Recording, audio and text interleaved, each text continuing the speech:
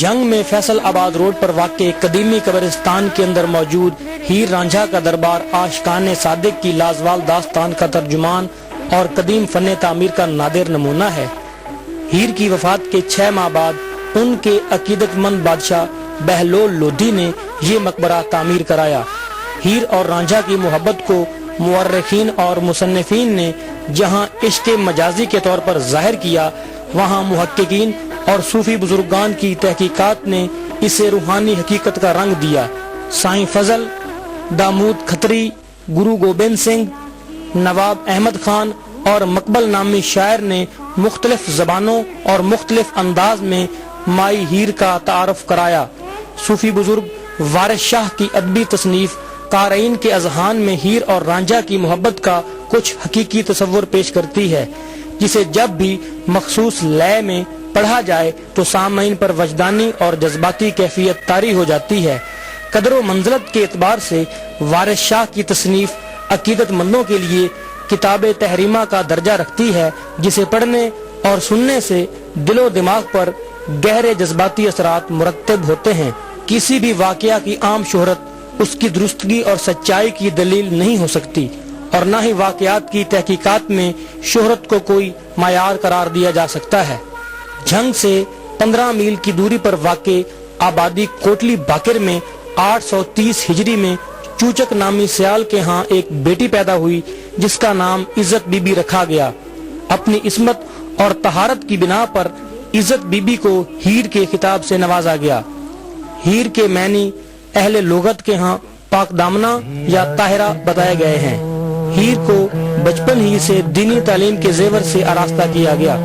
شروع ہی سے قرآن مجید سے قربت اور تلاوت سے زیادہ لگاؤ حاصل رہا، جس کی وجہ سے ہیر کو کم عمری میں ہی قرآن مجید حفظ کرنے کی سعادت حاصل ہوئی۔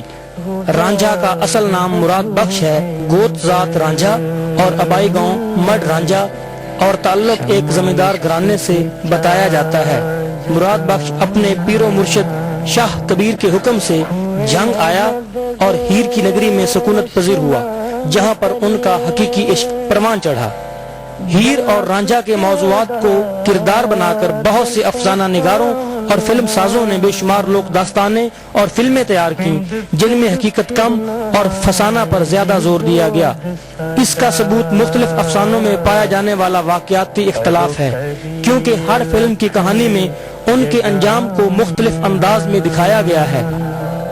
رانجھا کے ہاتھ آلہ موسیقی تھما کر زمیندار کی بجائے موسیقار ظاہر کرنے اور 12 سال کے غیر معمولی عرصہ تک ہیر کے ہاں بطور گوالہ کام کرنے کا کسی طور ثبوت حاصل نہیں ہوتا۔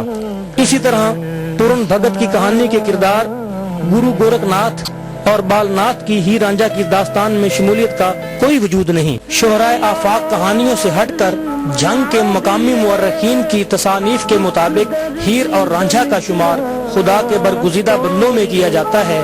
ان کا نام بڑے عقیدت و احترام سے پکارا جاتا ہے۔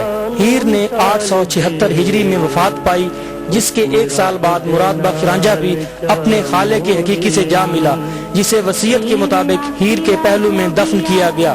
نہ صرف ملک کے طول و عرض بلکہ دنیا بھر سے زائرین اور عقیدت مند ہیر رانجھا کے مزار پر حاضری دیتے ہیں اور روحانی تسکین حاصل کرنے کے ساتھ ساتھ اپنی دلی مرادیں بر لانے کے لیے مختلف انداز میں منتیں مانتے ہیں، اور منتیں پوری ہونے پر دیے جلاتے ہیں اور لنگر بھی تقسیم کرتے ہیں۔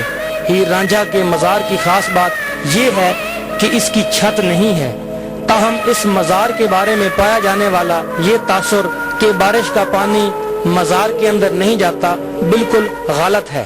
فیصل آباد سے آئے ہیں تو ہیر وارث شاہ دیکھی تھی انڈیا کی فلموں میں، تو کبھی بھی نہیں آئے تھے، یہ ہمارا پہلا موقع ہے، تو ہم نے کہا بھی چلو یہ دیکھ کے آئے، اصل ادھر کیا واقعہ کیا ہے۔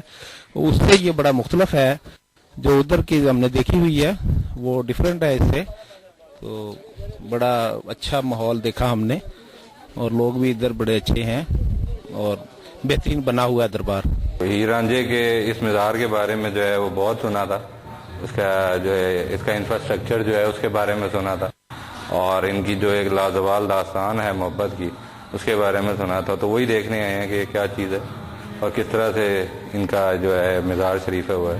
बस ये मेन पर्पज था हमारा आने का। हम फैसलाबाद से आए हैं यहाँ पे हीर रांझे का दरबार देखने के लिए। हमने सुना हुआ है इसके बारे में बहुत ज़्यादा, इनके प्यार के दास्तानें बहुत ज़्यादा मशहूर हैं। बस यही देखने के लिए फैसलाबाद से स्पेशल इसके लिए आए हुए हैं। मेरा नाम अब्दुल कयूम है, फैसलाबाद से मेरा ताल्लुक है। हीर रांझा के बारे में चूंकि काफ़ी दास्तानें मशहूर हैं और मज़ार का जो इंफ्रास्ट्रक्चर है उसके बारे में भी है कि यहाँ पे बारिश नहीं होती, दरमियान में पानी नहीं गुजरता, तो यहाँ पे टाइम था, हमने कहा चलें जाते हुए जो है वो उसको देखते चलें। यहाँ पे आके फातिहा कही है और उसको ऑब्जर्व किया और काफ़ी जो चीज़ें थी और यहाँ पे जो बैठे हुए हैं लोग उनसे सारी जो डिटेल है वो इन्फॉर्मेशन ली है, जो कि जिसकी वजह से काफ़ी नॉलेज में जो है वो इजाफा हुआ। मैं अब तकरीबन 4 साल से यहाँ ड्यूटी कर रहा हूँ महकमा औकाफ की तरफ से जी। और ये दरबार जो माई हीर साहिबा का है ये मशहूर और मारूफ है पूरी दुनिया में, पूरे वर्ल्ड की दुनिया यहाँ आती है और दुआएं मांगती है, अल्लाह ताला उनकी मंजूर करता है। ज़्यादातर आजकल जो है ना आशिक बहुत आ रहे हैं यहाँ, लेकिन इनकी हिस्ट्री जो है वो बड़ी पाकीज़ा है, वो आपके सामने ही है। लेकिन ये बड़ी मुकद्दस जगह है और यहाँ लोग बड़े दूर दराज से आते हैं, सिख आते हैं, हिंदू आते हैं, अंग्रेज़ आते हैं, वो लोग आके तहकीक करते हैं और ये हमारे पाकिस्तान की बहुत बड़ी सुनहरी दास्तान है। सबसे बड़ी बात ये है कि यहाँ पर इस दरबार में सादिक मियाँ मुराद बख्श और इज्जत बीबी अल मारूफ माहिर दोनों ही इस जगह पर तदफीन है।